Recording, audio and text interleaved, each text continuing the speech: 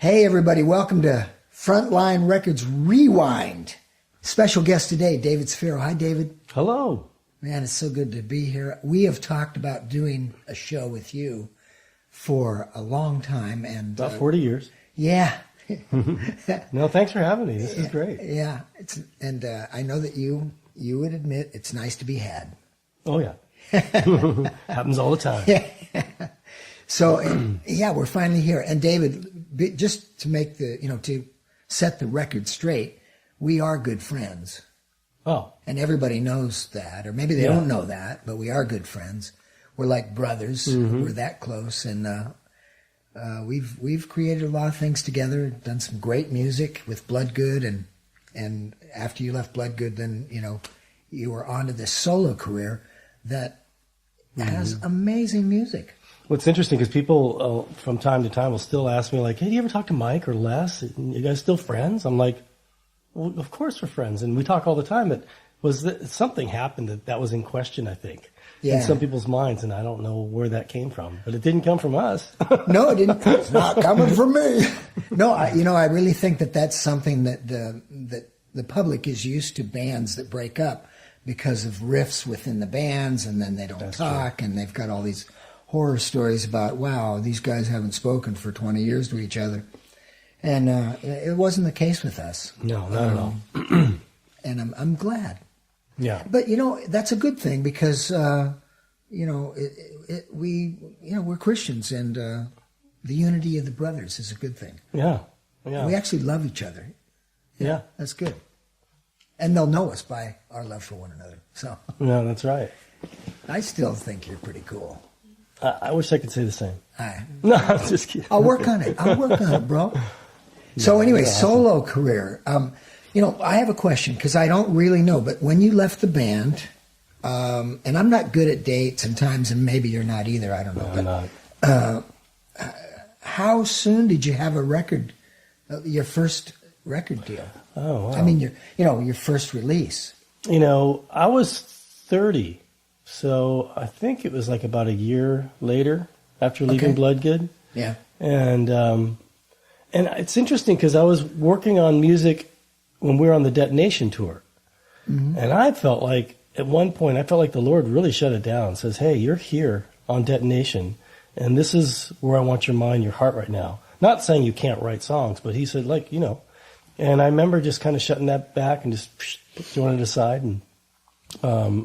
And then, of course, events happened after that about a year later. But so you actually, some of the tunes from the first album. Yeah, like the song The Other Side, I wrote that on the Detonation tour in your RV. Really? Uh-huh. I wrote the lyrics in the RV. So I do have a part in this song. When I listened to this song, each time I got really emotional. And, it's a moving song. You managed to reach into the spiritual realm somehow. I think it's anointed, and I got chills listening to it. I love it. How do you do that, David? Now that's a fair question. I don't know if I can answer that. I don't know that I always can do that. You know what it is? It's like when you and I wrote, and I don't mean to go off subject, but when you wrote, when I had this music for Messiah, and then you came up with this whole thing for it, lyrics, the melody, and all this stuff. And I don't think either of us knew how powerful that song was when we wrote it. Mm. And I didn't even really understand how powerful that song was until years later. Hearing it again, going, that was the most anointed song. It could be played in a church. Wow. People could sing that everywhere in worship. Yeah. Before worship was popular on the radio or whatever. That song, The Other Side, may have come to you in a way that it just flowed through you as if it was a gift. Yeah. And I was really hungry to try and create things. And one thing that was difficult during that time for me, I think, was, Bloodgood, as creative and as powerful as it was, you're not going to get away with playing certain progressions and rhythms and stuff like that. So that was an outlet for me. And it just kind of fell in my lap. The more I kept working on it, it kept just, falling in my lap. It was kind of a mess. No. But, that's how that kind of unfolded. And it was a great outlet for me. That record as a whole. Just to write a different style of music. Well, I think that you're gifted on a lot of levels musically, and I know that some of the metalheads, they love their metal, and that's good. But we as artists, I know I was never a metalhead before Bloodgood. Right. I didn't do any metal at all, and I don't know that you did either. No, I didn't. So it really was this thing that we felt that God had put this band together, and we were like, oh, we got to be metal. And so we did our best deal, and it came out as Bloodgood, that's fired up. And but you and I are both into. I mean, we were into Jimi Hendrix. No, Yes, but back in that's the day, true. we have a lot of classic background in that regard. And for me, I was into speed, soloing Al Di Meola and junk like that back in the day. So it was an easy fit, and it was a really good fit for you because your voice is so broad. Yeah. It was this broad voice and had a lot of power. So Widescreen. Yeah. 4K. Widescreen. Widescreen. Yeah, widescreen TV. Wow. Okay. I do want to say that this song here, The Other Side, is amazing, and here it is.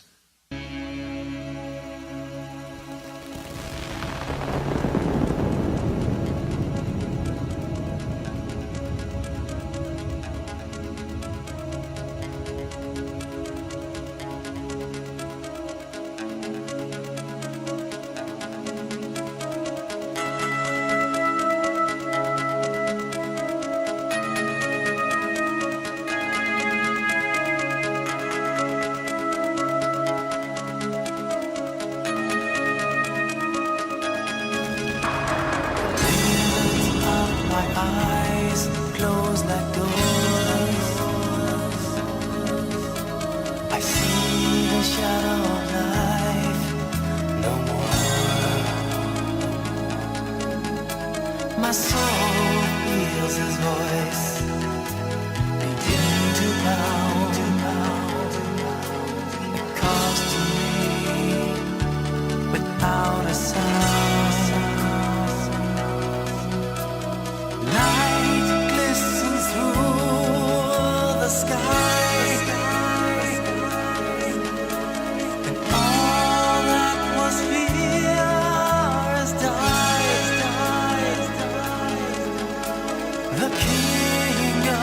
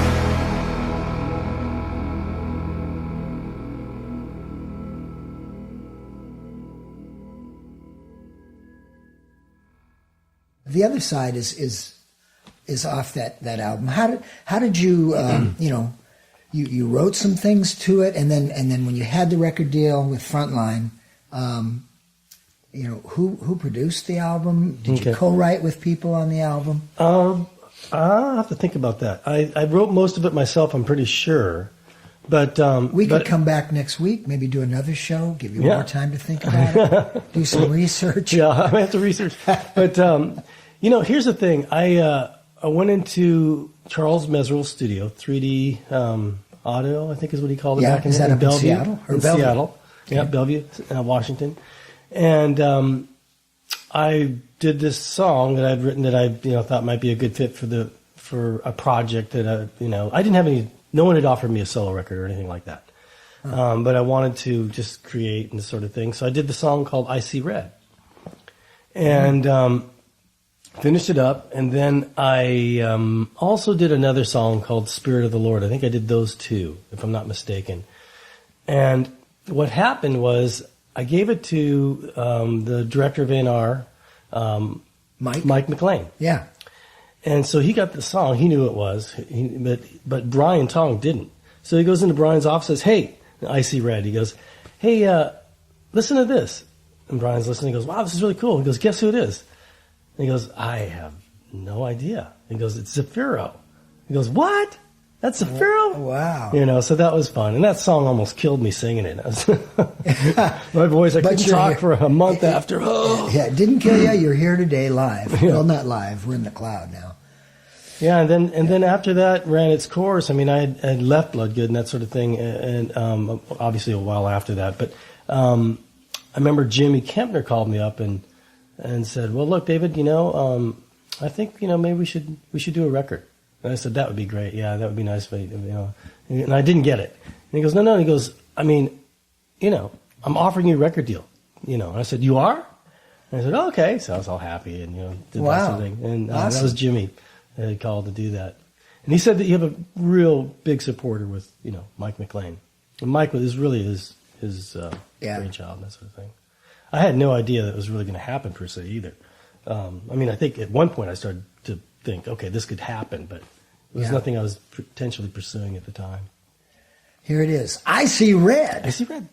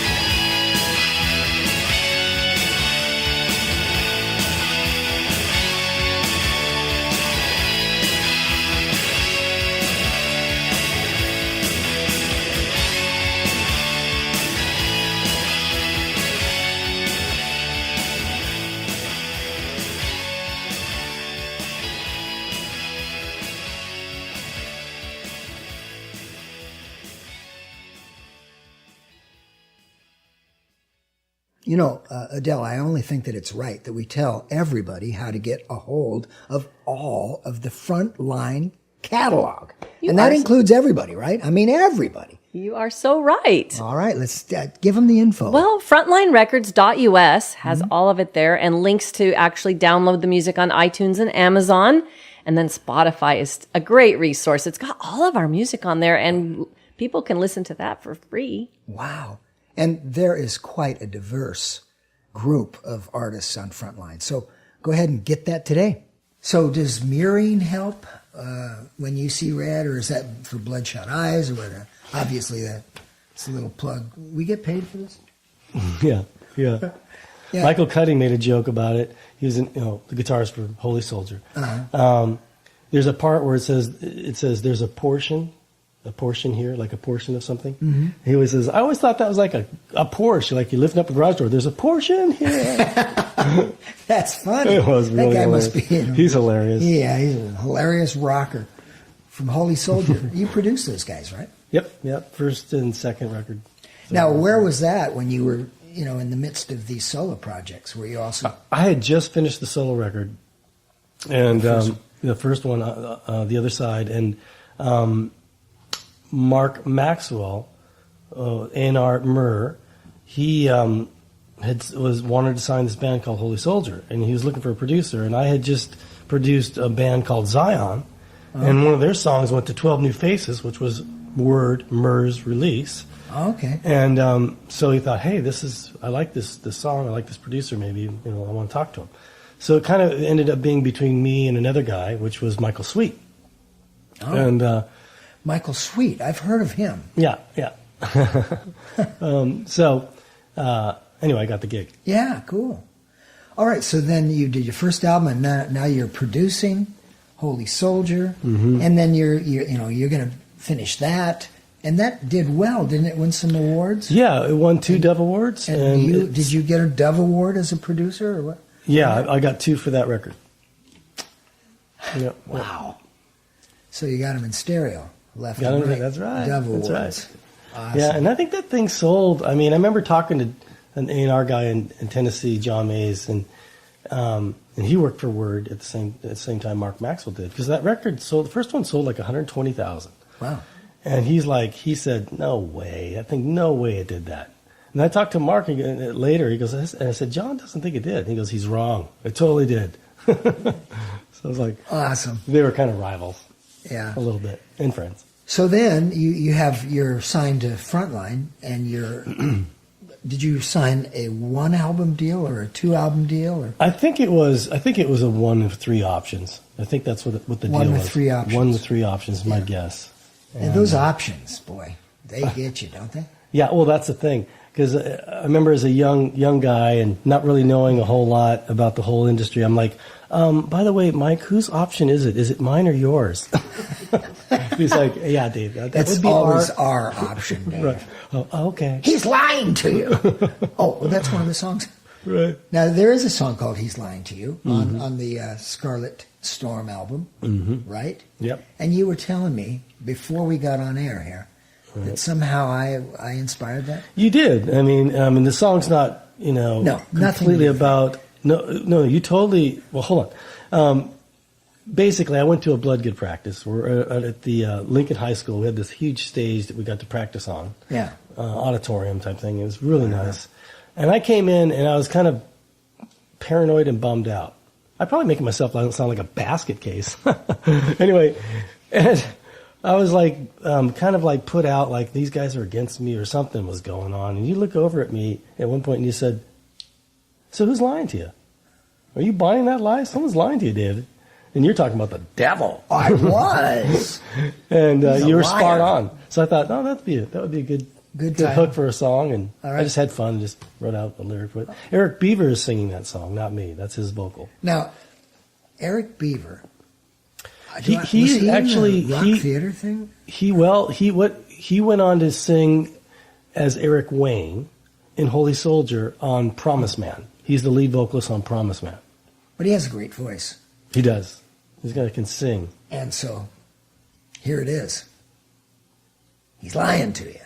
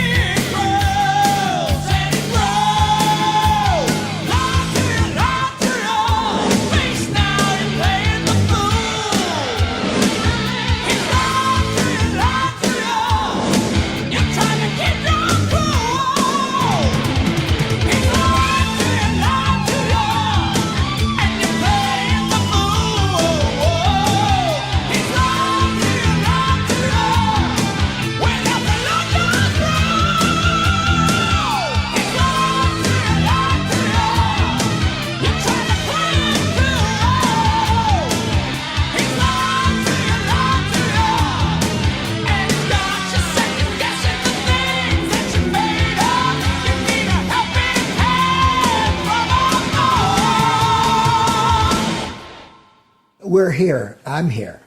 You're there. And this is a show that is centered around David Zaffiro, a phenomenal artist from Seattle who moved to Nashville, who moved to Vegas, and is now in Southern California. Southern Cal. You can never catch up with this guy. What's it Very like fast. hearing these back? I mean, it's been years, right? I'm the worst, you know. Sometimes I hear it and just go, you know. Oh, yeah, you've I'm already the said worst. it. Also, the lyrics, I'll look at the lyrics and I go, wow, I wrote that? It's not bad. Am I sure I wrote that? That's a little better than that. Yeah. Well, you know, sometimes we're so close to things that we do that that you really don't really get to hear them or see them until years later when you've totally forgotten all the stuff you went through to get there and get it done. And then you just get the opportunity to listen or to see, and then you go, oh, it wasn't as bad as I thought. Yeah. I mean, Because this is great stuff. I mean, that's, but we're just talking about what artists go through. Right, exactly. Yeah, we're all, you'd think we're temperamental and, you know, what is it with the artists? They're not sensitive, are they? No. Or insecure? No, or fragile. No. Yeah, otherwise they wouldn't be artists. Oh, well, if we weren't, we could be something else, you know, like, I don't want to pick a profession because like a plumber doesn't have to be too emotional. I'm trying to think. You're pretty fast on your feet. I think I'll just listen on that one. Yeah, I know. It's just, well, that's going to go down the drain.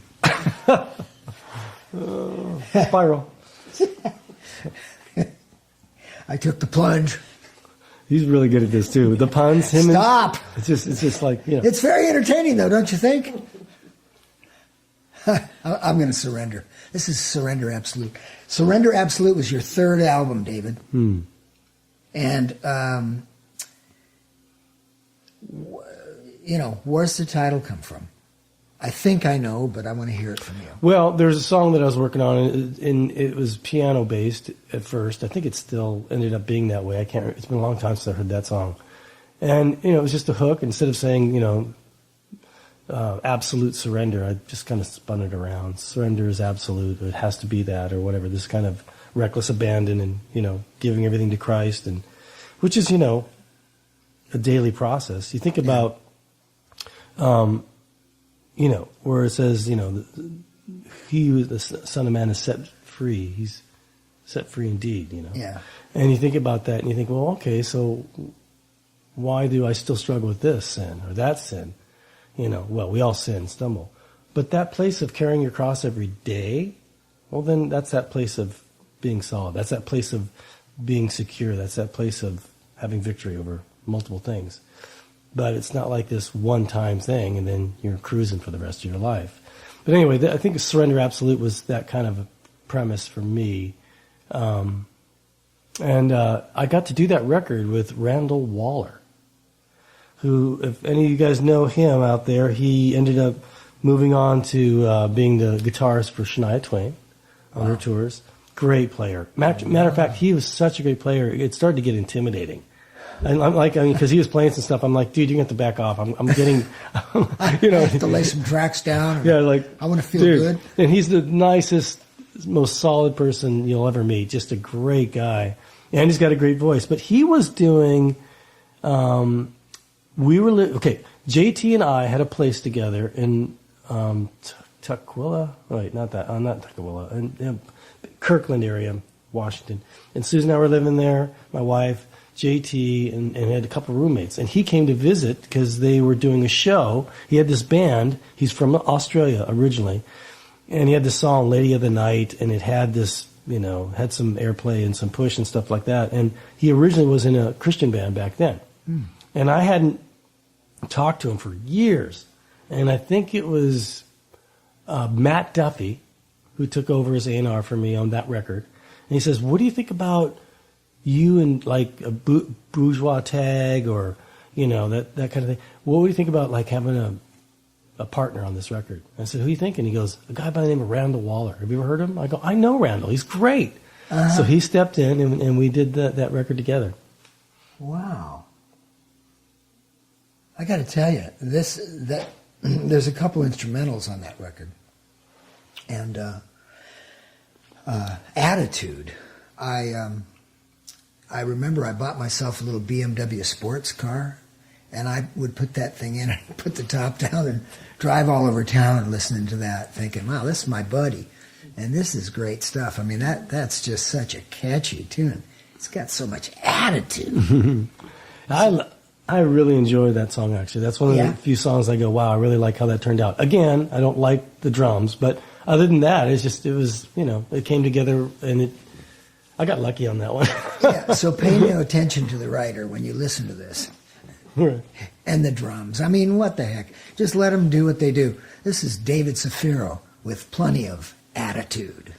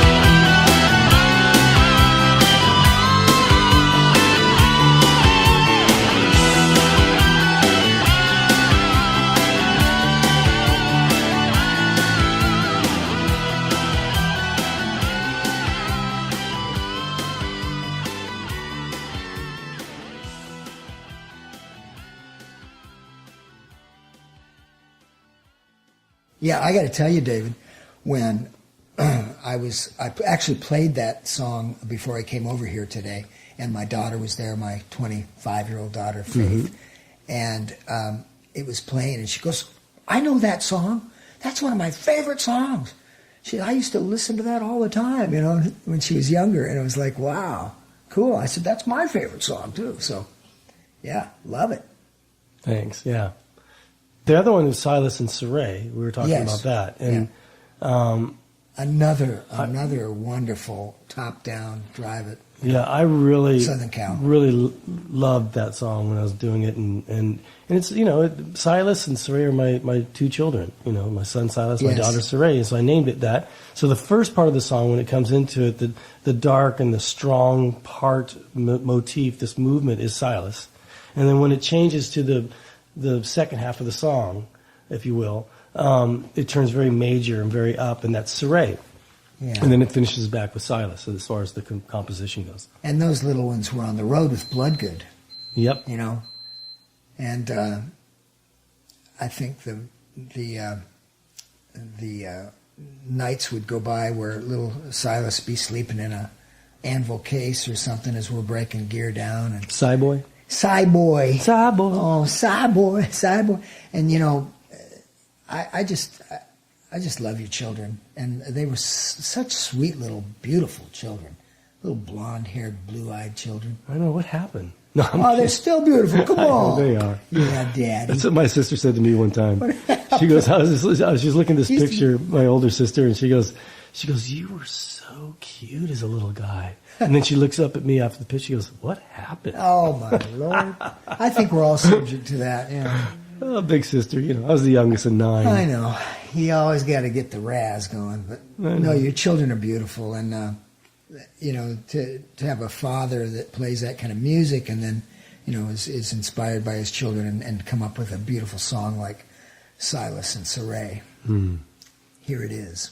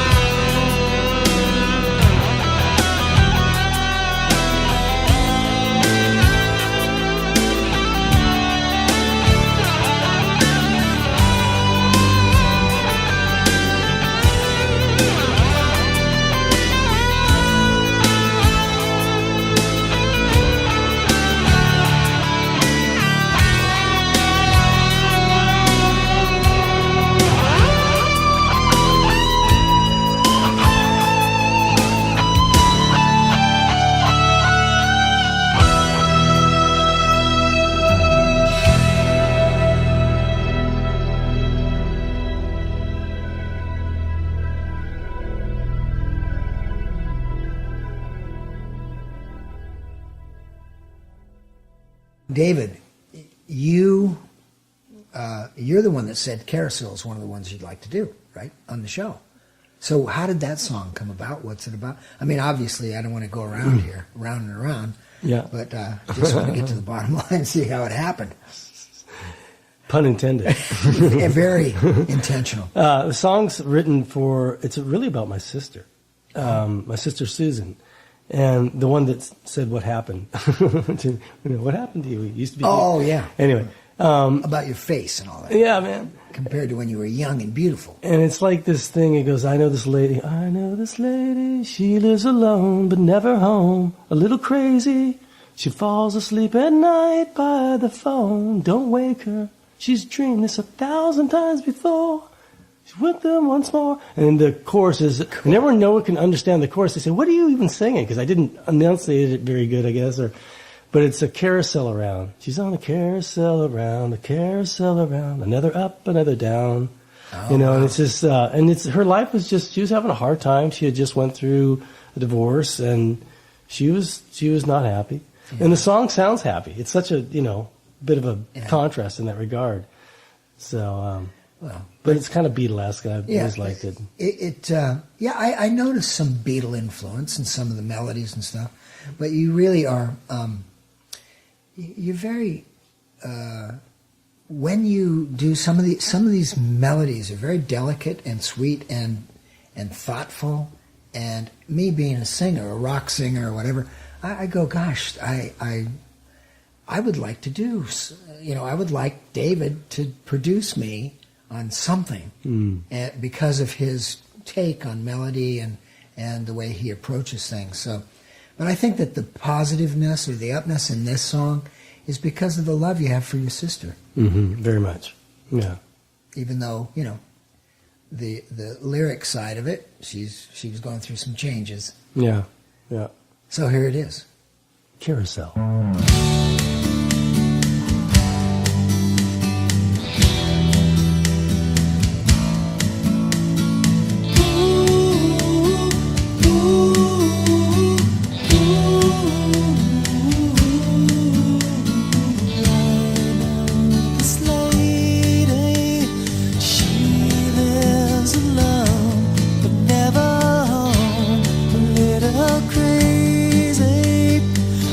Asleep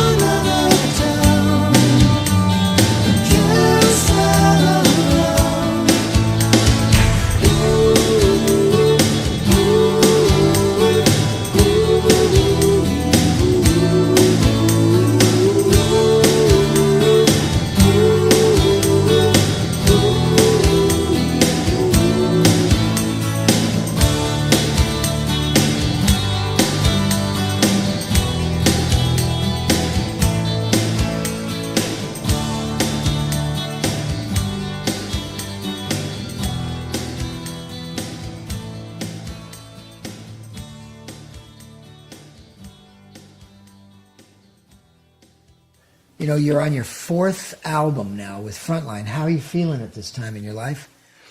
Well, we had just moved from Seattle, Washington to Nashville, Tennessee, and we did that record. I did that record in my basement, and In Nashville? yep, Okay. in Nashville. So you move from Seattle, go to Nashville, and now you got another album to do. Right, and where were you at mentally on this? well, You know, that's that a project. really good question. I think there was a part of me that was like, okay, I'm moving to Tennessee and I get to do a record, so that was good. It's like I got something to do, creative outlet, because I was a really, really small fish in a big pond as far as a producer and this sort of thing. I mean, at my church, we were going to Michael O'Mardian's Moving Chairs, Wow. at the end of the church. I'm just thinking, boy, okay, wow. It's just a whole different thing. Amy Grant is sharing my wife's Bible because she didn't bring one, and she goes, "Can I look over it?" They're sharing a Bible, and it's just the whole different. It's just everything was so different in Tennessee, Wow. and a lot of competition, and whatever. But so in that regard, I was really happy. But at the same time, the budgets kept getting smaller and smaller, and I wasn't happy about having to do it for so little money. I felt like it was lacking because of that. And this is your 4th one. Yeah, 4th record, and the budget's getting smaller because people it wasn't selling as much, that sort of thing. Unfortunately, so Which doesn't always have to do with the artist Right. as much as the changes within the industry. You bet. Some band comes along and you were hot last year, but now they've got this other new direction, and it's like, you're sitting over there like, yeah, but it doesn't change who you are and your talent and what you put down on that disc, or on that tape. Yeah, and the thing is that, like in light of that, Chris Kent was the bass player on a song called Bottle Top, and he also played with Larry Carlton. I mean, he's a great player. Yeah. You don't get a whole lot better than Chris, and he was a session player, so he would do sessions. Like if I was producing something, a lot of times I'd use Chris, and but to have that resource was, that resource doesn't reside in Seattle, not to the degree that. Like in Nashville. No, it's just a whole different thing. So when you went to Nashville, you feel that it upped your game, right? I think it did, Yeah. in a lot of ways.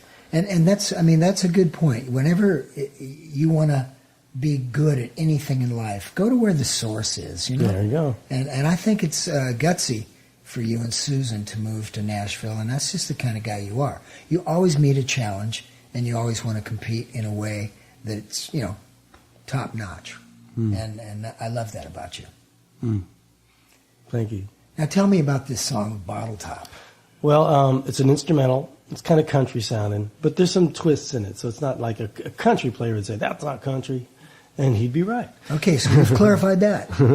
But it's kind of a rockin' ZZ Top-ish kind of blah, blah, blah. But here's the thing. I just had this idea. I had this bottle top. Yeah. It was on this desk, and I was spinning it and listening to it, and it would spin, and then it would just slow down and go and stop. I'm like, that's kind of cool sounding. What if I sample that? So I did. And then I just looped it, and it just kept going and spinning. But at the end of the song, the bottle top comes to a stop. And that's how you end. Yeah, and so it's just a kind of creative expression, liberty. Dave, I think that's borderline genius. That's pretty cool. And that is country. That's That country. idea is country. Good old boy. That's more country than most Well, country. we can put it on. That's jazz country. Here it is. Bottle top.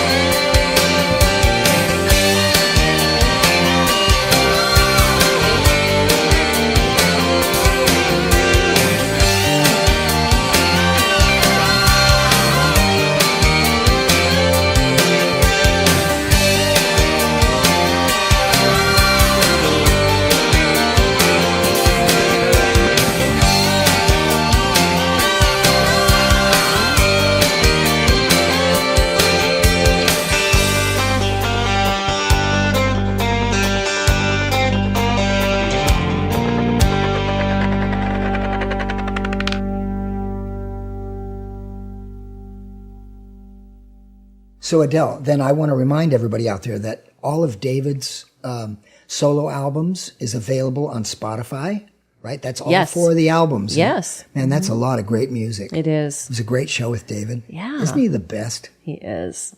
And there's also available on frontlinerecords.us. People can check out David's music there, and there's links to download it on iTunes and Amazon. Okay. So, Dave, it's been great fun, man. It's been great. I got to say, I wonder if anyone can tell that we're sweating our brains out. Really? We had to turn off the AC. It was too noisy. It was too noisy. Oh, What the there it heck? is. Yeah. We need to get an AC. Someone needs to make an AC that That just that's is silent.